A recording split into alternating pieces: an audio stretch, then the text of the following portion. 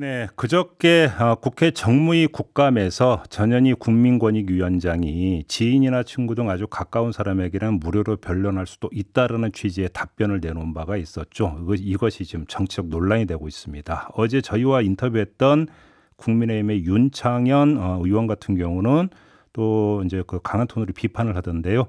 자, 오늘은 당사자죠. 전현희 국민권익위원장 전화로 연결해서 이에 대한 입장 들어보도록 하겠습니다. 나와 계시죠? 네, 안녕하세요. 네. 어제 윤창현 의원은 저희와 인터뷰에서 이 이야기 듣고 상당히 충격적이었다. 그럼 너무 편파적이다. 이런 식으로 비판을 하던데 어떤 말씀 주시겠습니까? 네, 앵커님 혹시 일반론과 구체론이 무슨 차이가 있는지 아시죠? 예? 예? 일반론과 구체론. 그래서 예. 일반적인 상황과 구체적인 상황이 이제 거기에 따른 해석이 다른데요. 네네. 예를 들면 남의 물건을 훔친 경우에는 절도죄다. 이게 일반론입니다. 그렇죠. 근데 A가 B의 물건을 훔쳤다. 이게 절도죄냐? 이렇게 물으면 그게 사실인지, 그리고 또 A와 B와의 관계가 가족이나 이런 관계가 있는 경우에는 절도가 안 되거든요. 네. 이런 거를 구체적 사실관계로 확정을 해야 됩니다. 그래야 A가 B의 물건을 훔쳤을 때 절도죄가 된다 안 된다 답을 드릴 수 있는 거죠. 건의기에는 이런 질문이 굉장히 많습니다.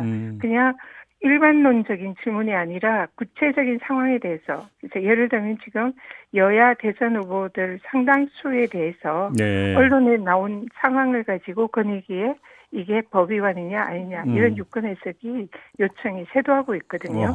그래서 절대로 건의기에서는 구체적인 상황에 대해서는 법 위반이다 아니다를 구체적 사실관계를 확정하지 않고 답을 하지를 않습니다. 그러면 잠깐만요, 위원장님. 그러니까 그저께 답변은 이재명 후보와 관련된 어떤 구체적인 상황에 대한 답변이 아니라 일반론을 말했을 뿐이다. 이 말씀이십니까? 정리하면? 질문의 취지가 현재 이재명 지사의 무료 변론이 법 위반이냐 이게 아니었고요. 네. 저게 이제 윤창현 의원께서 하신 질문은 친구와 동창 사이와 같은 친한 관계에 있을 때에 네. 변호 가격을 현저히 싸게 하거나 무료 변론을 할 때에는 청탁금지법 위반이냐 이렇게 질문하셨어요. 그러면 질문 내용에 이재명이라는 이름 석자는 없었다 이런 말씀이십니까? 없었습니다. 없었고 그냥 일반론적인 질문하신 겁니다. 그리고 그것도 친한 관계 시에 무료 변론은 법 위반이냐 이렇게 질문하셨거든요. 네. 그래서 질문의 전제가 친한 관계로 좁혀졌습니다. 그리고 일반론입니다. 그래서 제가 변호사 시절에 공익소송이라든지 또 지인 사이에 무료 변론을 한 경험이 꽤 있거든요. 예. 그래서 일반적으로 변호사들이 무료 변론, 친한관계 이런 경우에 친한관계를 물으셨으니까 친한관계에서 무료 변론 할 수 있는 그런 경우들은 있다. 그 자체로 김영란법 위반으로 볼 수는 없고 그 다음에 이제 제가 할 답이 그런 경우에 김영란법에 해당하는지는 구체적 사실관계를 확정해서 요건을 따져야 된다. 라는 답을 하지 못했습니다. 여기서 끊겨가지고요. 국감 질의 때 답변이 끊기잖아요. 예. 그래서 이제 중간중간 이게 사이사이에 이런 이제 내용이 들어갔는데 연결이 안 된 거죠. 그러면 위원장님 답변에서도 이재명이라는 이름 석자는 없었습니까? 없었습니다. 없었고 그날 국감 질의에 이재명에 대한 질의라는 것은 전혀 나오지가 않았습니다. 그리고 일반론에 대해서 이렇게 질의하셔서 그래서 이제 이 다음에 제가 연결되는 말은 이 자체로 김영란법 일반적으로 친한 사이에 무료 변론을 하는 것은 그 자체로 김영란법으로 볼 수는 없고 김영란법에 해당하려면 요건을 따져야 된다. 첫 번째 상대방이 공직자인가 그리고 상대방과 직무 관련성이 있는가 세 번째 예외 사유에 해당하는가 이 요건을 하나하나 다 따져야 되는 거죠. 자 그러면 한번 이렇게 질문을 드려볼게요. 그러니까 그 김영란법에 친한 사이라면 그러니까 예외로 할 수 있다는 조항이 어떻게 되어 있습니까, 정확히? 그래서 이 요건은 공직자여야 되고요. 이 친한관계 무료 변론을 할 때에 김영란법 위반이 되려면요. 그러면 상대방이 공직자인가. 두 번째 직무 관련성이 있는가 없는가에서 갈립니다. 직무 관련성이 있으면은 일체의 금품을 줄 수가 없어요. 친한 사이라 그런데 하더라도. 네, 그렇습니다. 그 경우에 근데 캔커피 이런 말씀을 또 중간에 하셨는데요. 내가 교사일 때, 교수일 때 학생들에게 캔커피도 이렇게 뭐 사주거나 얻어먹을 수가 없는데 이런 건 어제 너무 저희 인터뷰에서는 짜장면이라고 말씀하셨는데. 네, 짜장면이건 캔커피건 근데 예. 이거는 예. 교사와 학생은 권익위에서는 직무 관련성이 있다고 봅니다. 김영란법에서는. 그래서 직무 관련성이 있으면 아까도 말씀드렸지만 일체의 금품을 수수를 할 수가 없습니다. 네.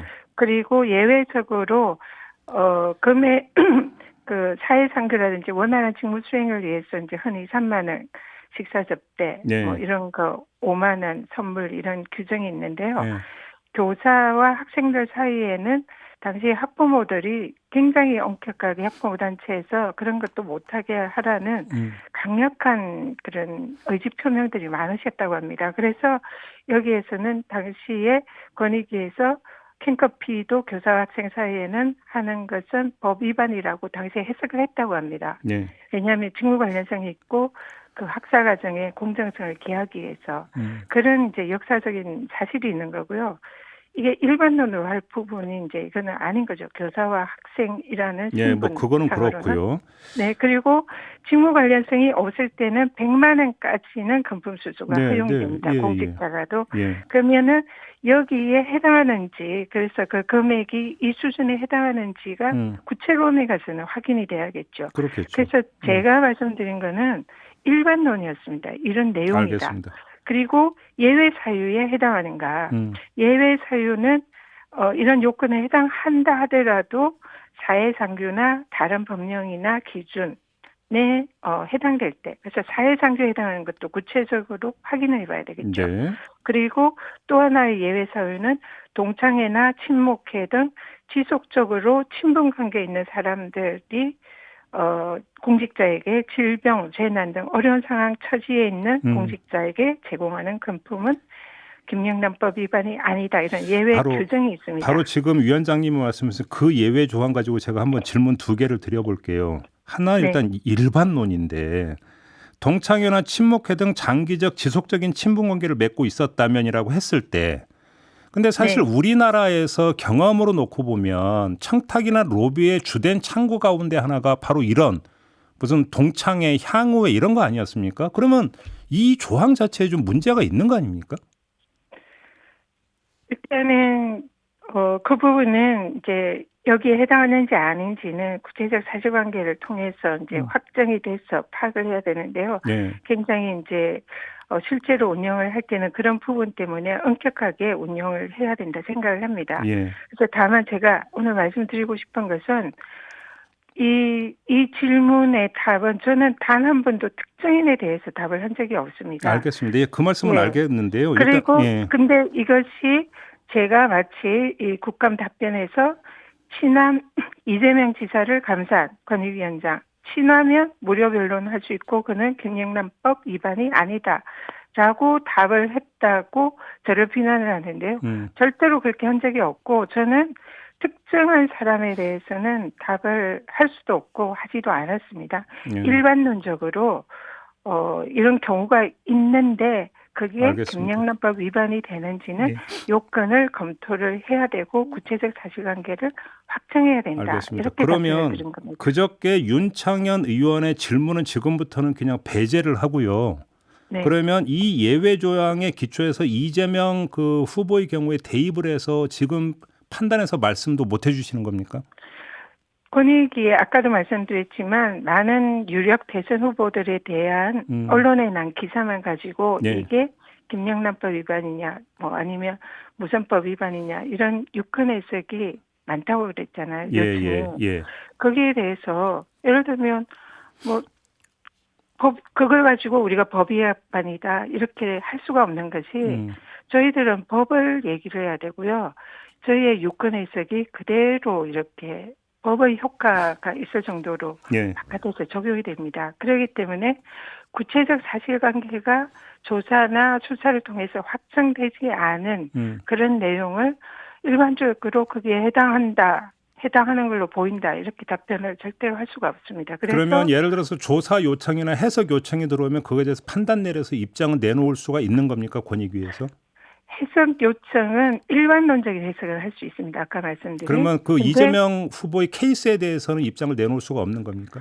거기에 대해서는 저희들이 조사나 수사를 할 수 있어서 예. 구체적 사실이 확정이 저희들을 할 수 있어야 답을 할 수가 있죠.